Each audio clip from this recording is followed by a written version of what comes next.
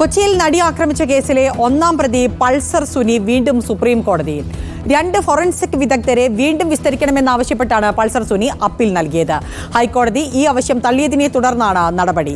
ശ്യാം ദേവരാജ് വിവരങ്ങളുമായി ചേരുന്നുണ്ട്. ശ്യാം, ഏത് സാഹചര്യത്തിലാണ് വീണ്ടും കോടതിയെ സമീപിച്ചത്? വിശദാംശങ്ങൾ.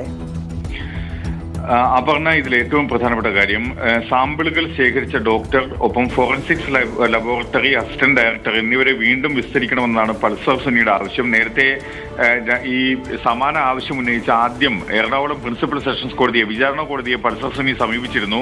പക്ഷേ ആ ആവശ്യം വിചാരണ കോടതി തള്ളി. തുടർന്നാണ് ഹൈക്കോടതി സിംഗിൾ ബെഞ്ചിന് മുന്നിലെത്തിയത്.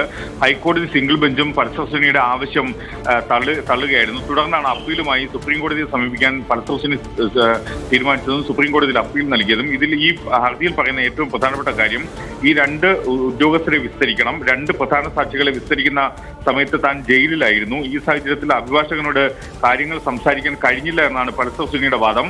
മാത്രമല്ല, ഇക്കാര്യങ്ങൾ അവരെ 2 പേരെയും ഈ 2 ഉദ്യോഗസ്ഥരെയും വീണ്ടും വിസ്തരിക്കാൻ അവസരം നൽകി കഴിഞ്ഞാൽ മാത്രമേ തന്റെ നിരപരാധിത്വം തെളിയിക്കാൻ കൂടുതൽ സഹായകരമാകൂ എന്നാണ് പൾസർ സുനി ഈ ഹർജിയിൽ പറയുന്ന ഏറ്റവും പ്രധാനപ്പെട്ട കാര്യം.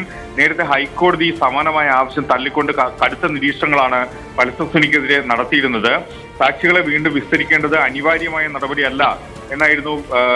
മാത്രമല്ല, പൾസർ സുനിയുടേത് ബാലിശമായ വാദമാണ് എന്നടക്കമുള്ള നിരീക്ഷണങ്ങളാണ് ജസ്റ്റിസ് സി ജയചന്ദ്രന്റെ അധ്യക്ഷനായ സിംഗിൾ ബെഞ്ച് നടത്തിയിരുന്നത്. ഈ കേസിൽ കൊച്ചിയെ നടിയെ ആക്രമിച്ച കേസിൽ എറണാകുളം പ്രിൻസിപ്പൽ സെഷൻസ് കോടതിയിൽ അതിന്റെ വാദം പുരോഗമിക്കുകയാണ്. പൾസർ സുനി ഉൾപ്പെടെയുള്ള പ്രതികൾ എല്ലാ ദിവസവും കോടതിയിൽ ഹാജരാകുകയും ചെയ്യുന്നുണ്ട്. ഇതിനിടയ്ക്കാണ് മാത്രമല്ല ഈ കേസിന്റെ വാദം അതിന്റെ അന്തിമഘട്ടത്തിലേക്ക് എത്തി നിൽക്കുകയാണ്. ഈ സാഹചര്യത്തിൽ കൂടി ഈ പശ്ചാത്തലത്തിൽ കൂടിയാണ് പൾസർ സുനി സുപ്രീം കോടതിയെ സമീപിച്ചത്. ശ്യാം ദേവരാജാണ് വിവരങ്ങൾ നൽകിയത്.